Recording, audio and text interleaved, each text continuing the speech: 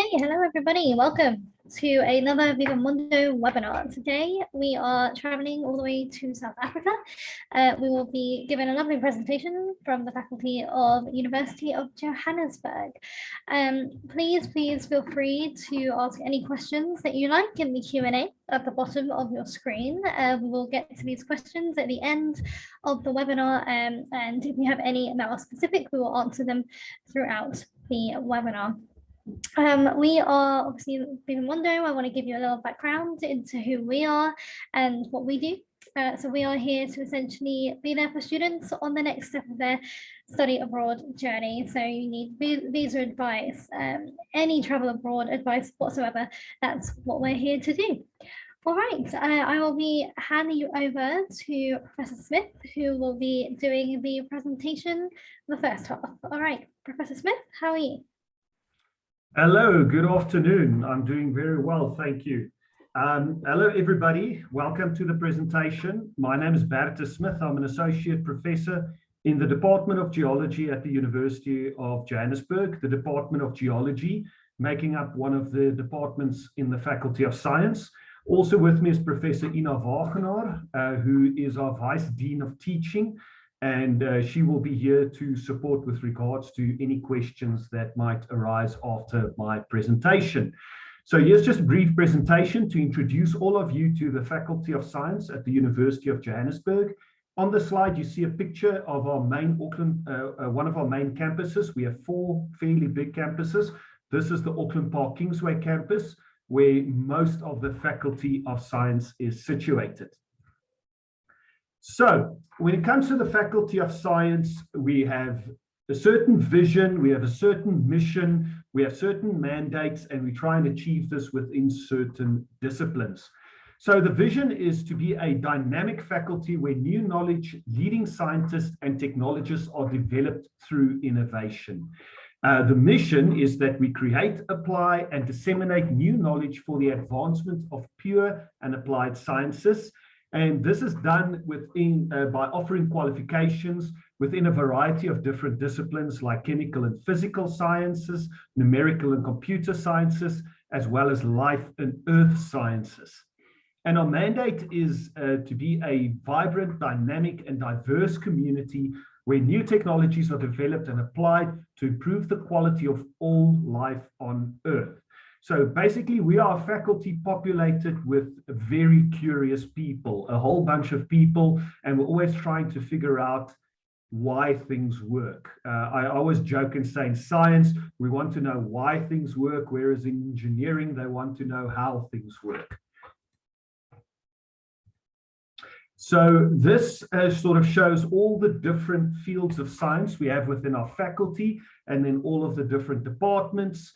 The Faculty of Science has a presence across all four of our campuses, although most of it is situated on two of those four campuses. So here you can see under chemical sciences, physical sciences, computer sciences, earth sciences, mathematical sciences, and life sciences, the different departments that we have. And there's 11 of them. I myself, I fall under the earth sciences and more specifically geology. But as you can see, there's a wide variety of scientific topics that can be studied within our faculty. Also, what's quite impressive about our faculty is our research capacity. Here you see a list of research centers we have. These research centers are quite valuable to the faculty, producing a lot of postgraduate students. These are students at master's and doctoral level, but also producing a lot of research output in the form of publications, potentially also patents and other forms of outputs. If you can look there, there's so many of them. There's one on DNA barcoding, astroparticle physics, which has to do with a Large Hadron Collider up in Europe. It's too many to list. Two of them I'm myself involved in, the one you see there, which is the Paleo Proterozoic Mineralization Research Center, where we essentially do a wide variety of research studies like early Earth studies, as well as studies related to a lot of these hominid fossils we have here in South Africa. And then I'm also associated with the Center of Excellence for Integrated Mineral and Energy Resource Analysis. It is the only DST NRF Center of Excellence in geology in South Africa, and we co-host that with Witwatersrand University. There's also a bunch of research chairs for high-rated scientists, as you can see there, in geometallurgy, indigenous plant use, nanotechnology for water. These are too many to name, and this has enabled, to a large extent, helped and enabled the Faculty of Science to be a very, very productive faculty with regards to student and research output. And of course, these research expertise, it's not just at these high levels where they are important, they also filter and feed down into our undergraduate and honors programs, because all these top-rated researchers are the lecturers and professors that present these variety of topics to students in the undergraduate and honors classes. So it really integrates very well with our goal of training and educating world-class scientists. Now, to our undergraduate qualifications, most of the Faculty of Science is based on Kingsway campus and also on Doornfontein campus.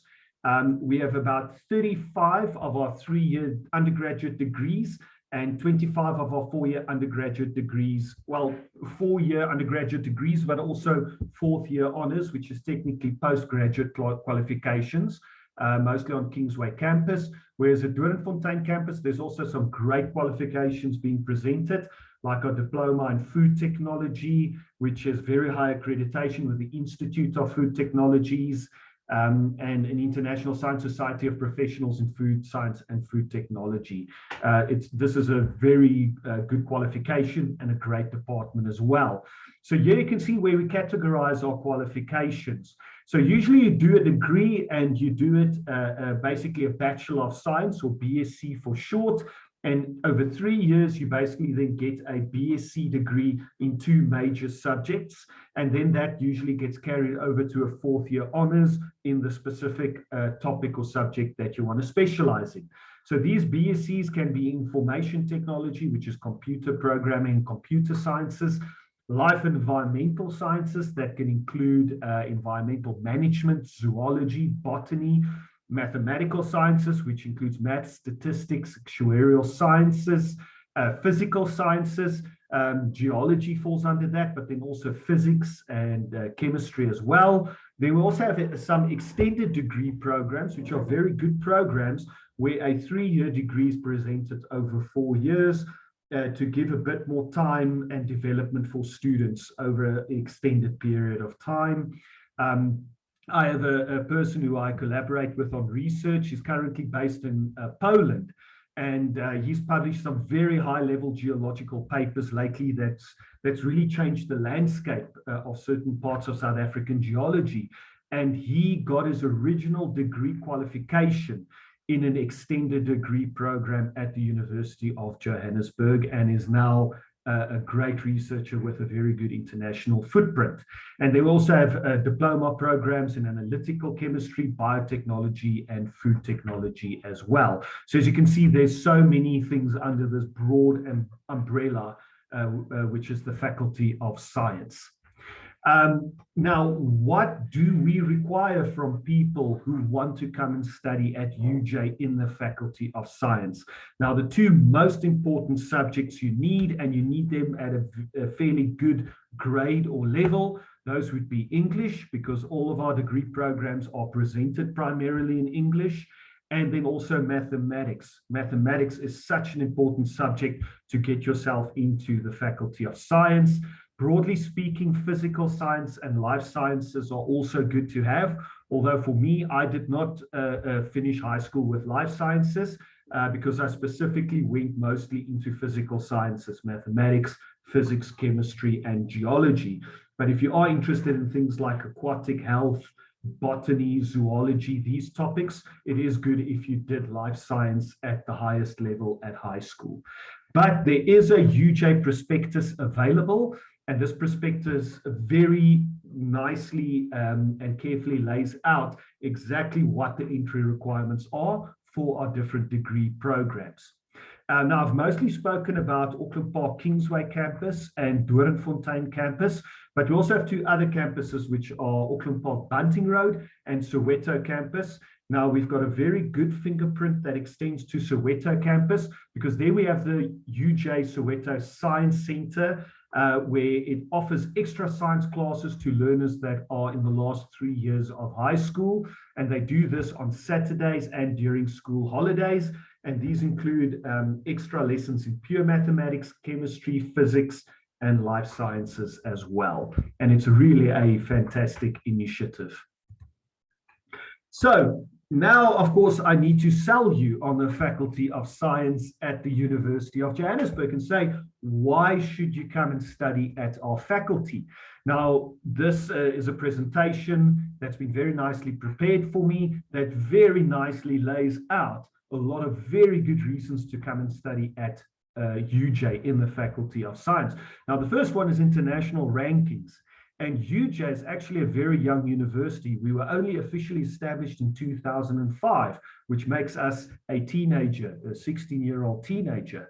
However, every single year of those 16 years, UJ has been shooting up in international university rankings, especially in the Faculty of Science. We have a couple of departments that have really been flying upwards, flying high. And we've got a few departments that are always ranking in the top 3 within South Africa, and at times 1 and 2. It becomes very competitive and close to interchangeable. I've been at the university myself for 13 years, and I've never seen a year that the Faculty of Science has not grown in its staff and research and laboratory capacity. And that, of course, helps with these international rankings. Second reason, international and national collaborations and partnerships. I've been so privileged working in this faculty and within my department. I have people I work with closely all over the world: Germany, United States, Canada, Australia, all over the place. There are so many nice international partnerships and collaborations, but at the same time, I've also collaborated with people from the University of Cape Town, the University of Witwatersrand. So nationally, we are also very well connected, especially in geology, as an example, through our Center of Excellence.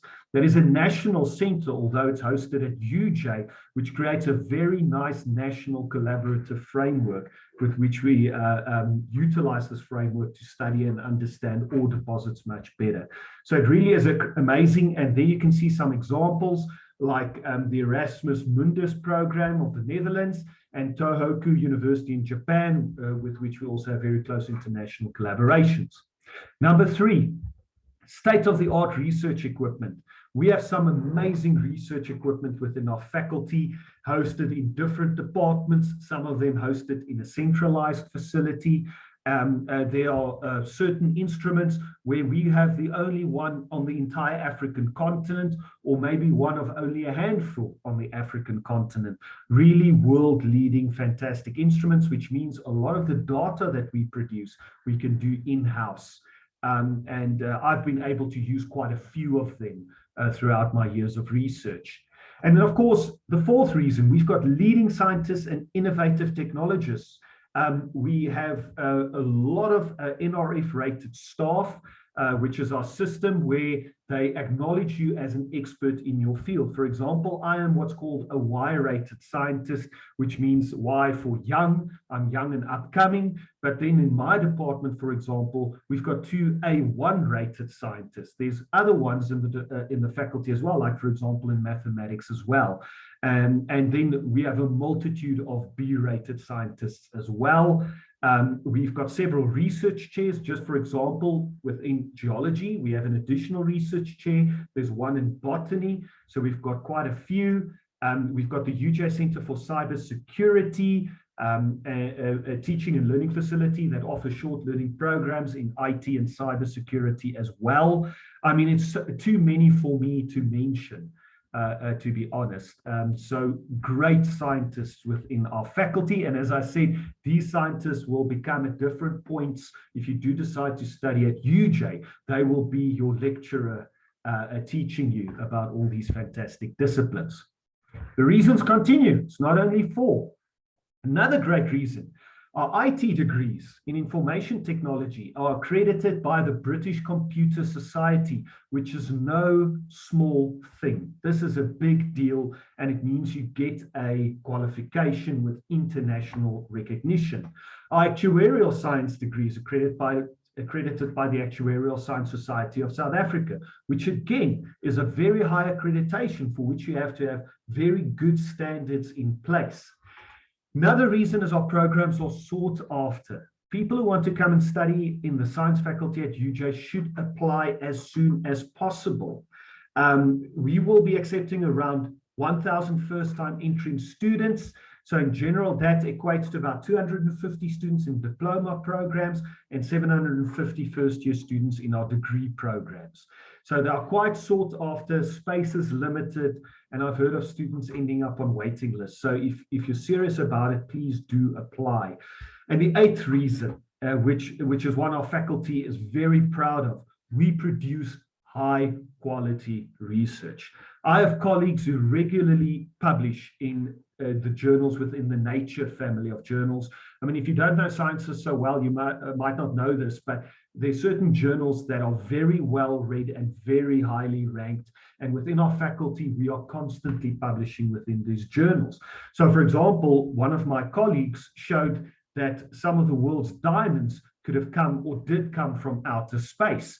I have another colleague who did a fantastic research paper on a comet impact, where the stones are now scattered across the desert up in North Africa.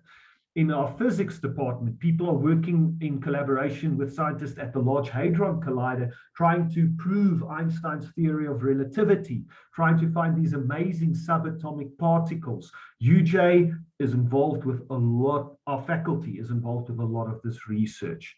So, I mean, if you do then continue further into honors and maybe even the master's or PhD, there are top quality scientists and researchers that will be able to supervise and mentor you to take you to that next level of science and understanding. And of course, and then to know why things work and, to become or keep that curiosity going and develop it into something much bigger and much greater. So that is my brief presentation to all of you. I hope I've sold you a little bit on our fantastic faculty, a faculty that I'm very proud of being a member of, and an environment that has provided me so many privileges and such great job satisfaction for the last 13 years and hopefully for many more years to come. So I will now or at least not mute myself, but I will now hand over to the chair to see if there are any questions that we can answer.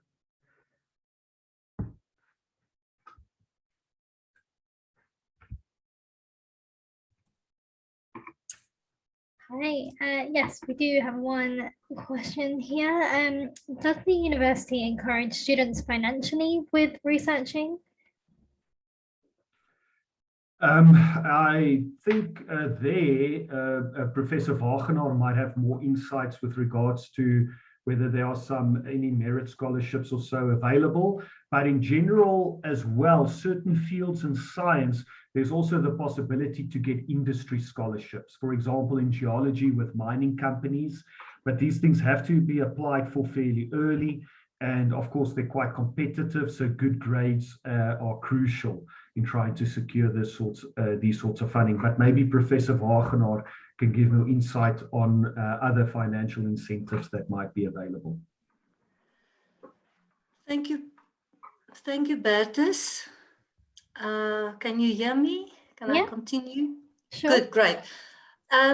You obviously have to start with undergraduate, and yes, there are bursaries available. You obviously have to apply for them, and there is a minimum requirement, but mainly the NIFSAS bursaries. And then you also mentioned that does the university encourage students financially with those researchers? With the research, you basically start in your honors and your master's and your PhD. And yes, there are bursaries available from the National Research Foundation. The university also support a number of our postgrad students. You obviously have to have at least 65 and above for your undergraduate degrees in order to apply for the postgrad studies. And then there are quite a large number of bursaries available. But to answer your question, yes, we do financially support the majority of our students. Okay, great. I'm sure there'll be more questions as the webinar continues. So shall I hand it over to you, Professor Wagner? Sorry, can you just repeat your question? Yes, no, I said I'll hand over to you as the webinar is going to continue. You can continue the webinar. Yeah, I'm done. Thanks. Okay. Yeah, I see there's another question. There was a question on how do I apply to the science programs? Which qualifications do I need? So in the talk, I mentioned that subject-wise, you need English and mathematics as a must, and I think it's approximately a 60% and above equivalent, depending on which degree program. And then also that physical science and life sciences could all, depending on what you want to study, those could also become important. And then how high level English do I need is another question that I'm not exactly sure of with regards especially to international students. But as far as I know, anything in South Africa, second language English and above at a decent grade is acceptable. Internationally, I'm not sure whether UJ expects any of these, you get these graduate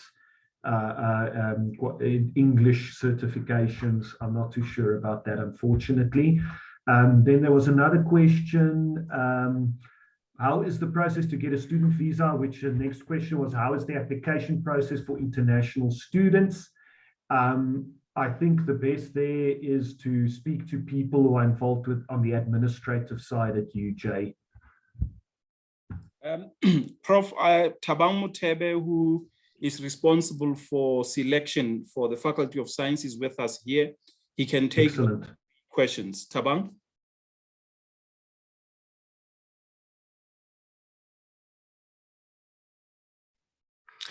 Oh, sorry, I've been talking and I forgot to unmute myself.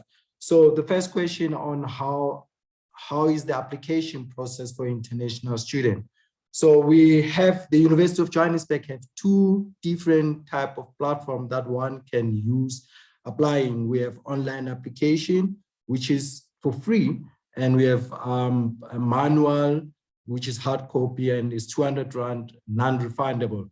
So what document will be required? You be required to submit your passport, final school living results, that is matriculation exemption. This is the requirements for undergraduate applicants. So for postgraduate, that will be the passport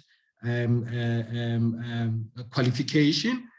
So this, once completed the online application, the application form will go through selection process, and the applicant will be notified of the outcome of the application form. So that is basically our application process for international student. So the second one is how is the process to get a student visa right now with COVID? So the process of getting a visa is once a decision has been made on your application form. Let's say now your application form has been considered or have been admitted. So you will, the applicant will receive an admission letter. With that admission letter, one can start applying for the study visa to study at the University of Johannesburg.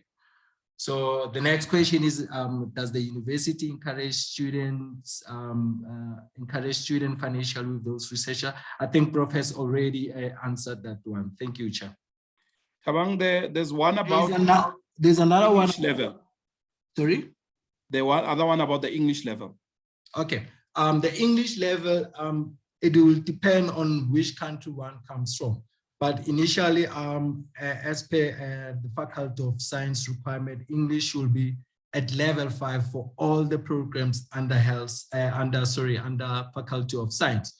So if someone has done O level, that will be symbol A on O level. If someone has done advanced level, that will be actually symbol D, between symbol A and D. So that will actually depend on which type of school living results one is from.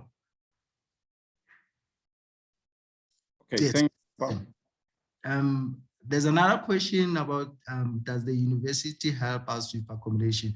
Yes, indeed, we do help with accommodation. So with our online platform, when you apply online, there is also option that will request you whether you need accommodation. So basically, accommodation will be required even when you start to apply for the visa. So we do have that online application where you can apply for accommodation. Thanks, sir.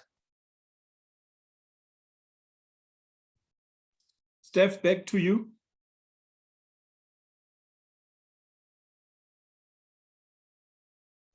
Sorry, I was just on mute. Thank you very much for the answers of your question. I can see someone's hand is up. Tish Pang. Okay, Chair. I'm just trying to, I would attempt to assist with regards to the English, because I assume the English is pertaining to the English proficiency requirement. Yeah. And yes, if it's an English language requirement, we accept two proficiency tests, which is TOEFL and IELTS. When one has written TOEFL, we want 80 to 105 for undergraduate studies, 106 to 120 for postgraduate studies. If it's IELTS, it's average of 6 for undergrad and average of 7 for postgrad. That's an English requirement. But an English proficiency doesn't replace the English requirement or as per the admission requirement of the institution. That means people that have studied or schooled in any other language except English will be required to provide proof of English proficiency test that will assist in their final admission. Thank you. Okay, thank you so much. I am unsure if we are going to have anyone else speak on the webinar. Precious, would you like to start sharing your screen?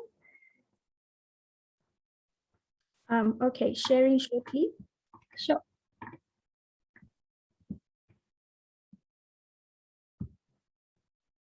Again, guys, we do encourage questions throughout the webinar, and we will get to those at the end of this session.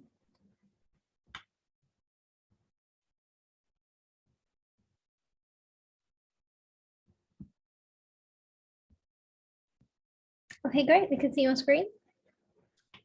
Okay, let me just change my video. No problem.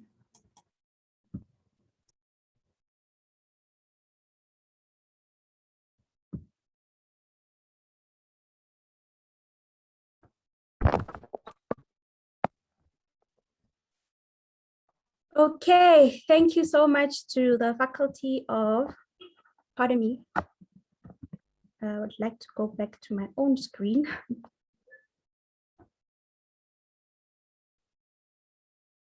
But in the meantime, thank you so much to my colleagues at the Faculty of Science for an informative presentation.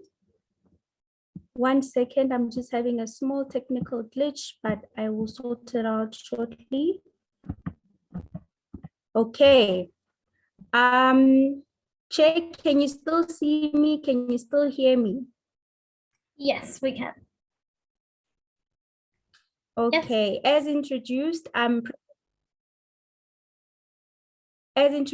I'm Precious Maputle. I'm from the Faculty of Engineering and the Built Environment at the University of Johannesburg, an international university of choice anchored in Africa and dynamically shaping the future.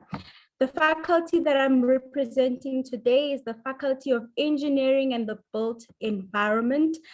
Our institution's tagline is the future reimagined. And I'm sure to all of you who are currently viewing, you can attest to the fact that the world that we're living in currently is ever changing. We have robots that are sanitizing surfaces. We have cars that are automated. I'm sure sooner or later we'll have aircrafts that are just flying with no pilots. So where better to reimagine, and who better to reimagine and influence this reimagining process than engineering technologists and engineering scientists. My faculty has 12 departments, and they are within 5 schools. Now, we pride ourselves of being the most comprehensive faculty in South Africa. We are actually the largest in South Africa and Africa. Our programs are comprehensive in that we offer both engineering science programs and engineering technology programs. So when you apply for any course within the Faculty of Engineering in the built environment, be very cautious to note that there's a difference between one who wants to become an engineering scientist and one who wants to become an engineering technologist. So the various schools are the Civil Engineering School, and under that Civil Engineering School, we have Civil Engineering Science, Civil Engineering Technology, Construction Management and Quantity Surveying, Town and Regional Planning. And then the other department is the department, or rather the other school is the Mining, Metallurgy and Chemical Engineering School. Under that school, we have the Department of Mining and Mine Surveying, the Department of Chemical Engineering Technology and Metallurgy. I'm sure some of you don't even know what metallurgy or urban and regional planning entails, but you'll find out shortly. The third school that we have is the School of Mechanical and Industrial Engineering. Now, under this school, we have Mechanical Engineering Science, and then we have Mechanical and Industrial Engineering Technology. And lastly, within this school, we have the Department of Quality and Operations Management. The fourth school is the Electrical Engineering School. And under it, we only have 2 different streams, which is the Electrical and Electronic Engineering Science stream, or the Electrical Engineering Technology stream. The 5th school is actually for postgrad students, and it's a postgraduate management school. The nice thing about being on this platform is that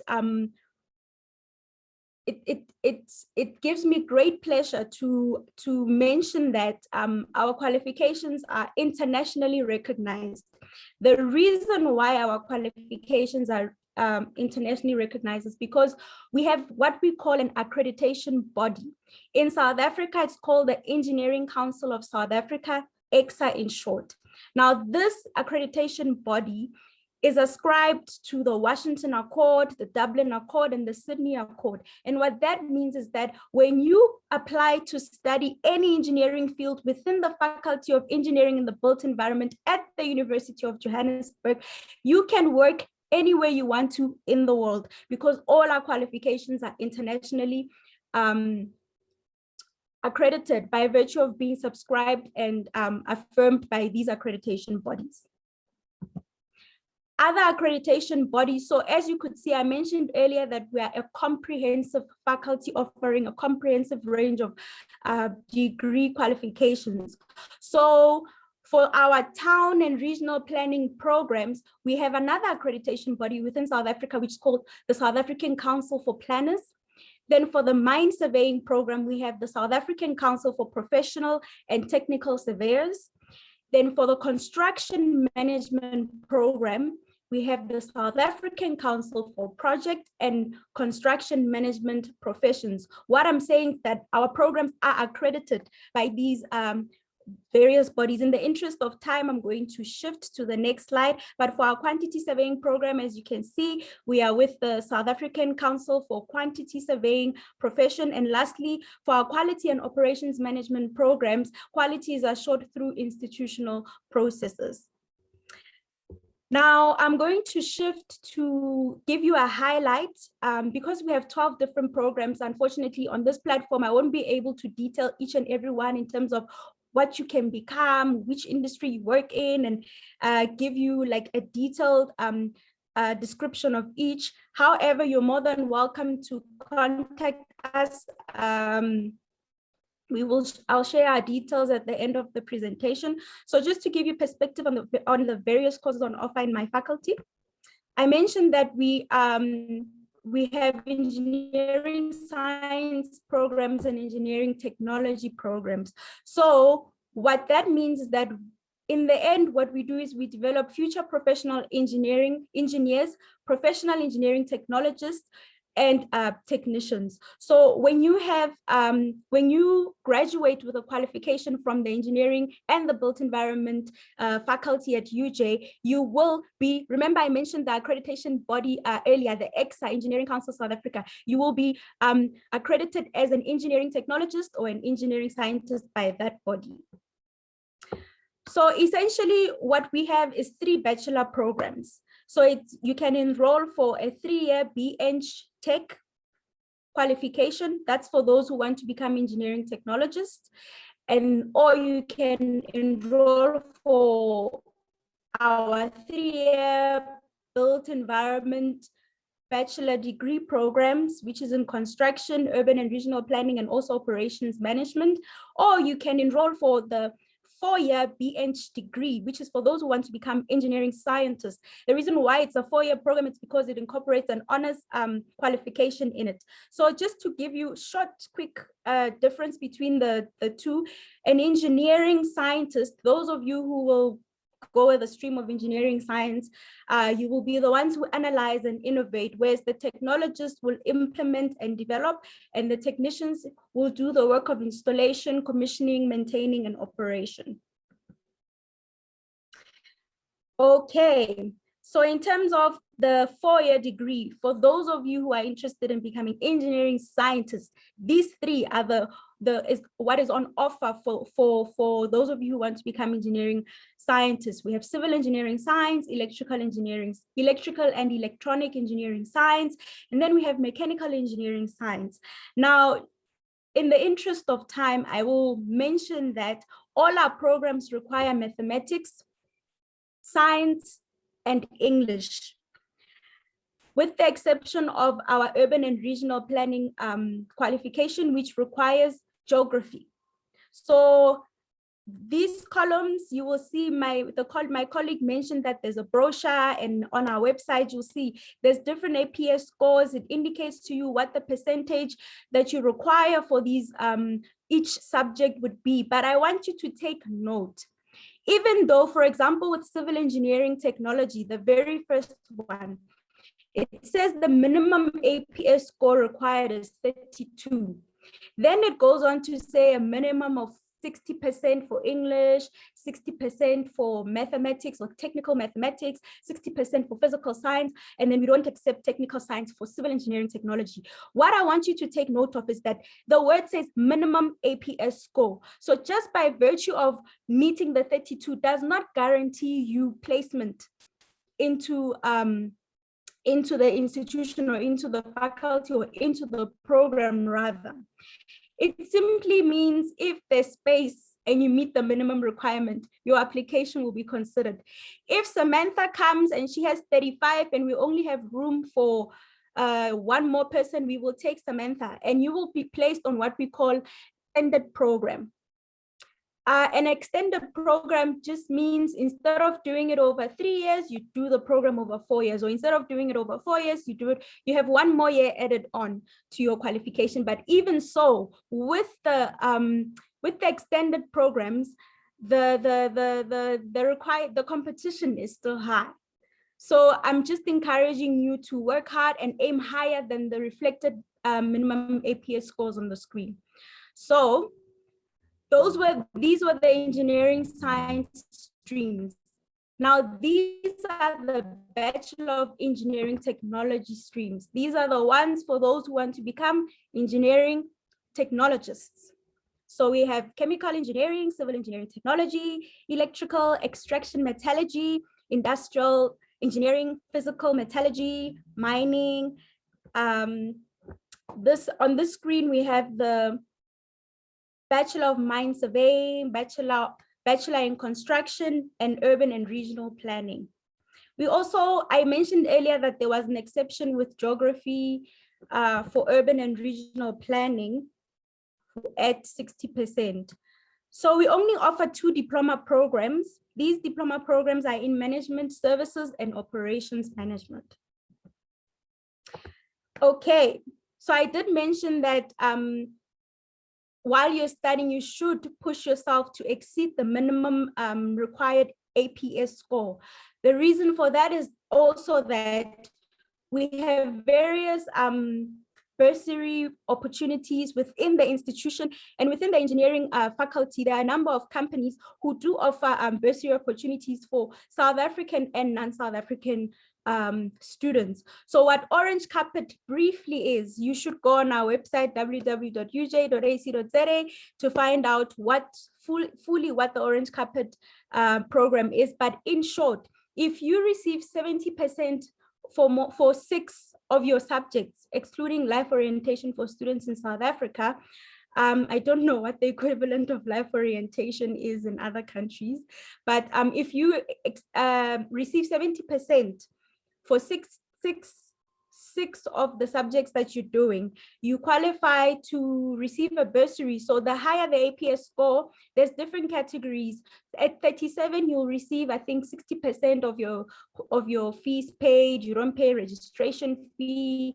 If you get distinctions all around, basically you won't pay for your fees for your first year, and you won't pay for your registration as well. And they'll also give you benefits like textbook allowance, you'll get placement into residence. So aim to get good marks. Now, who qualifies to be an engineering technologist or engineering scientist? If you're a creative thinker and you possess an inventive imagination to be able to reimagine the future, and you possess an aptitude for mathematics, science, technology, and you enjoy discovering how things work and solving problems with logic and reason, our faculty is for you. All of the programs within our faculty are for you. Just a brief presentation of companies who are interested in our students. This is not all of them. Engineering is a broad field, engineering in the built environment. So this is just a reflection of some of the companies that are interested in employing our students. Okay, so we've had a number of student excursions and relations with institutions from other countries like Pittsburgh. So on the picture I'm just sharing, we have had a visitation from Pittsburgh University, a visitation from Lesotho. These are students on excursion going to company sites, going to informal settlements within our country, looking at problems and issues that they can solve. And what I also love about my faculty is that while our students are learning, in their learning, there is a practical aspect incorporated. So as you can see on the picture on the screen, they are on a site visit at a company. Actually, the ones who are wearing the orange hard hats are in India. Those are civil engineering students who traveled abroad by sponsorship of one of the companies. Then this is an excursion to the airport, an excursion to Swaziland.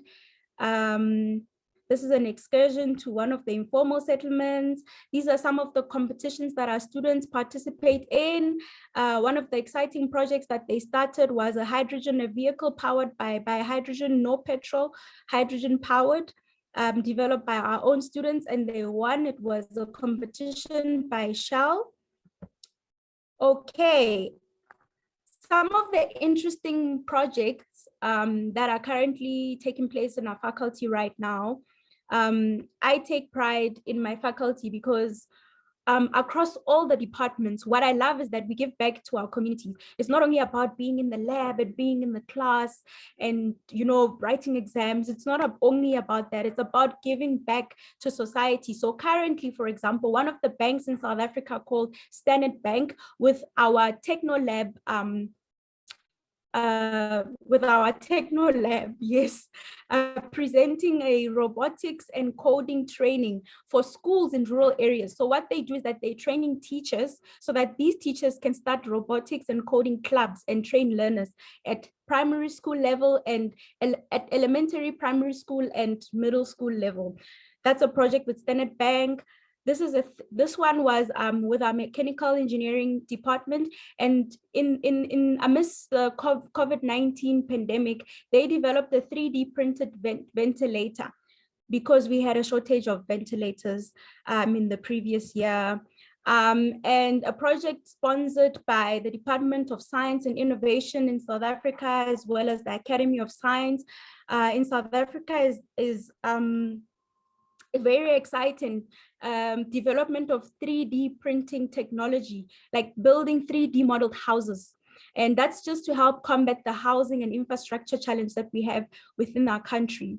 Another interesting project is the BIM Analytics and Terrestrial 3D Laser Scanning project. They basically adopted two big hospitals within South Africa, Steve Biko and Charlotte Maxeke. And what they basically did is that they had to develop 3D models and measurements of surface areas at those hospitals using reality capture and computer-aided design. All right, so I'm sure just by virtue of highlighting some of those projects, you already have an answer to this question. And from the previous slides that I've been presenting, you already have perspective on why you should enroll at this faculty. By the way, the projects that I mentioned are just a handful of many. So if you're interested in more, you're more than welcome to contact me. As I'm approaching the end of my presentation, I did mention that our institution's tagline is the future reimagined. And if you choose to study within the Faculty of Engineering and the Built Environment at the University of Johannesburg, you will be given an opportunity and power to influence and create our future world. The world belongs to those who reimagine it, who dare to reimagine it, and who better to reimagine it, and where better to reimagine it than at the Faculty of Engineering and the Built Environment at the University of Johannesburg. So wheresoever you are located in the world, we are saying you're welcome to apply to our faculty. And we look forward to engaging with you when you come. These are our contact details. We are on social media. We're very responsive. You can inbox us on our Twitter and Facebook account. We also have videos actually on our YouTube channel. So if you want more details on our programs, we have videos that give you perspective on what the qualification is, what the requirement is, where you will find yourself working, what kind of aptitude you need. And that would be it from the Faculty of Engineering and the Built Environment. Thank you, Chair. Thank you for that brilliant presentation. There's a lot there. You have some very interesting projects coming up and happening, which is amazing. We have a few questions here. This is open obviously to all of you. I think we've covered accommodation. Let's go to scholarships. Are there any scholarships for international students?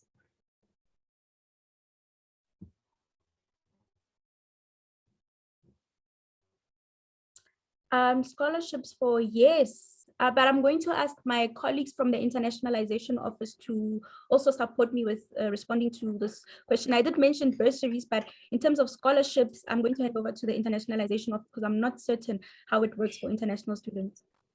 Sure.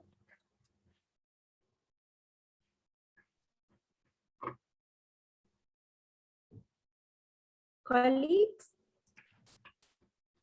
Yes, we have scholarship, but mostly they are for postgraduate. We have quite a lot of postgraduate funding opportunities. As you have indicated on the prospectus, for undergraduate, we do offer the merit bursary for undergraduate student. So yeah, thanks. Okay, great. And we have one more question here. Does the university help us with accommodation options before arrival? Yes, so the setup with the university is such that we have residences or hostels. I don't know what you call it in your own country. It's either a hostel or a res, and we also have digs. I think in America they call them digs, I'm not sure, communes. So on campus we have accommodation, and we also have accommodation for international students. In my experience, all the students that have been coming to Phoebe have been housed on campus. By on campus, I mean within the the campus site. And then in the surrounding area, we also have accommodation, which is accredited by the institution. So the institution makes sure that it's of top quality, that they have a study desk, for example, a proper bed and proper electricity, water, all that. So yes, we do provide accommodation. Mr. Elevator? The best, I can see your hand up. Yes, thank you, Precious. I want to say yes, to confirm, yes, we do have on-campus accommodation and off-campus accommodation for both undergrad and postgraduate students, depending on the need. When you make your application to the university, you should at the same time make an application for residence. If somehow you miss that, you contact our office and we will be able to put you in touch with everybody, with the right people to slot in your application. Thanks. Okay, great. Well, I think that's the end of the questions and answers at the moment for University of Johannesburg, but please do send in any more if you do have any to the wonderful faculty. They will be able to be in touch with you and reach out to you after the webinar has taken place. Great. All right. Does anyone want to have any last words before we end?